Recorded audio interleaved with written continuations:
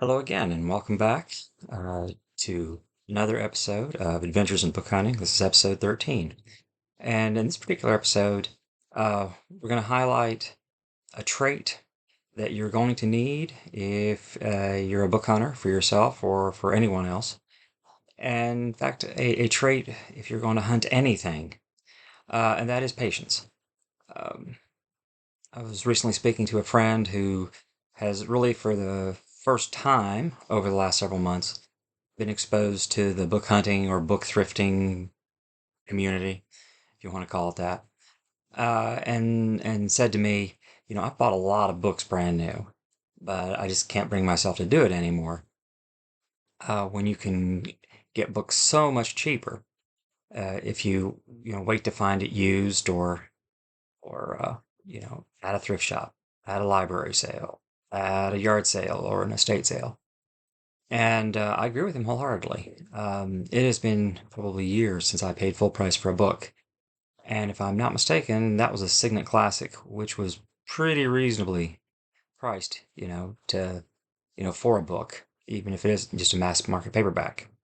But in any event, um, but the key to doing books that way, to getting books that way, is obviously patience. And the one book I'm going to talk about today is I think, a good example of that. I'm going to show you a book that I've been looking for 6 years. Um, Normally, and when a book is published and is very popular, becomes a bestseller, sells millions of copies, you're probably not going to find it, out in the wild for the first year. You're going to have to wait at least that long before it starts showing up at the places that I look for books. Where to go to my hunting ground. Um, but there's this one particular book that I have been waiting on for 6 years. A book I want to read, and I finally found it just within the last couple of weeks. And that book is uh, Jordan Peterson's 12 Rules for Life. Now, Jordan Peterson, of course, is a fairly well-known uh, public person now. Um, and he first came on my radar in 2016, 2017, when he was still a professor of psychology at the University of Toronto. And of course, I won't belabor you know, why he has notoriety at this point. But just to say that I kind of followed him back in the day, saw many of his interviews when this book was first published. I was very interested in getting it, to read it, to engage with the ideas. Now, after that, I saw, well, Dr. Peterson went on a literally a worldwide tour, uh, predominantly where he's talking about this book and discussing night after night themes from this book. And he would give public lectures where he would oftentimes take one chapter from the book, one of the 12 rules, and would expound upon it. And I watched many of those. But in any event, this book didn't follow the normal pattern you see with a bestseller. Um, I did a quick look before this video, and this book has sold well over 10 million copies. Now, a book with that kind of volume in sales, normally, if you're selling, and probably 2 million books sold in the first year, if you have a book that's selling that kind of volume, it is going to show up out in the wild pretty quickly, because you're going to have people who get the book, are gifted the book, for whatever reason, become uninterested in the book, and it gets donated, it gets sold at their yard sale, it gets put in a little free library, so on and so forth. But I have, and if you've been following the channel for long at all, I scour my little region of the world weekly for interesting books. And this has been on my radar. This has been something I've been on the hunt for all of those 6 years.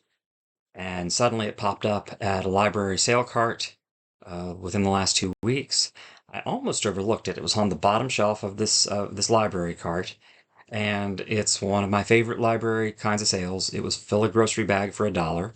I had already pretty much filled my bag, but I spotted this, so I had room for one more. And so I paid practically nothing for it. And as you can see, it's a trade paperback. Of course, there's Dr. Peterson himself, but it's in excellent condition. Um, and then after I got it and brought it in, I thought to myself, well, I'll go ahead and donate it. Get back around front. I'll donate it to the bookstore because I've waited so long for this book, and I've already engaged it with the content in such a way for so many years that I felt like, well, do I really need to read it at this point? But actually, the owner of the Hatter Bookshop said, "You've been looking for this forever. Keep it. At least read it, and then if you want to donate it, we'll of course take it because we're sure we can sell it." Um, so I did. I took it back, and I do fully intend to read this. Um, but after I got it back home, I started to look at it a little more closely, and I noticed something, or a couple of things. First off, you can see, okay, the publishing imprint, as you can see, is Allen Lane. There's our logo on the side. And this book is published by Penguin Random House. So that struck me as a bit odd. Because over the last 6 years, I could have gone into my local Books A Million and bought this any day of the week for full retail. And their editions are all Penguin Random House, or Random House Penguin, pardon. Um, so that kind of piqued my interest. And any book that I hold on to for more than a quick minute, I always go to the publication data. And this one was kind of interesting. Well, first off, the publishing imprint is Allen Lane, which, of course, as you can see, is an imprint of Penguin Random House, UK. And I don't know if you can see it, but of course, they have the publication data, 2018. This apparently is second printing of the trade paperback, and I'd never seen a trade paperback anywhere, including like a bookstore like Books A Million. In any event, there's this line right here. See if I can bring it in so you can see it. I don't know how, but this line right here, and I'll just read it. The moral right of the author has been asserted. Um, and uh, I would not be shocked if many people who see this have never seen that phrase in the copyright information of a book. But the imprint, okay, Allen Lane, and that phrase, and of course, the clear marking, this is Penguin Random House UK, tells me this is a British edition. Moral rights to a work are the rights beyond economic. So, for instance, you have a copyright, you have the exclusive right to sell that book, publish that book, convey that right to others. But you're entitled to the royalties from the sale of that book. It is your intellectual property.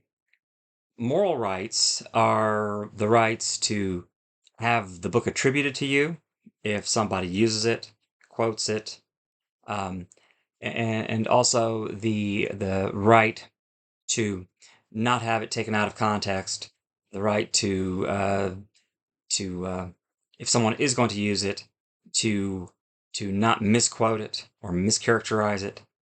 And it's a right you don't see under American law, but you do see in many foreign countries, including the United Kingdom. So not only did I wait 6 years to get a copy of this book, I waited 6 years to get the British version of this book. This book had to cross the Atlantic Ocean to get to me. And that's been happening a lot this year. I'm finding UK editions, and I am in a very, very rural spot in southern West Virginia. Event, I'll take it. It's interesting. It gives you the mystery of the book where you wonder, what journey did this book take to get to me? And in any event, that's about all I have to say. Um, once again, I will read this. We'll see if it holds up to my expectations. But in any event, I'm looking forward to the read, and maybe I'll tell you about it at some point. Um, I do have a feeling, though, since I'm once again trying to repent from being a book dragon, this probably will wind up at the Hatter. Um, so check with them if this is something you're interested in. Hopefully they'll have it within a month. But in any event, until next time, thank you for watching, and I hope you have a good day.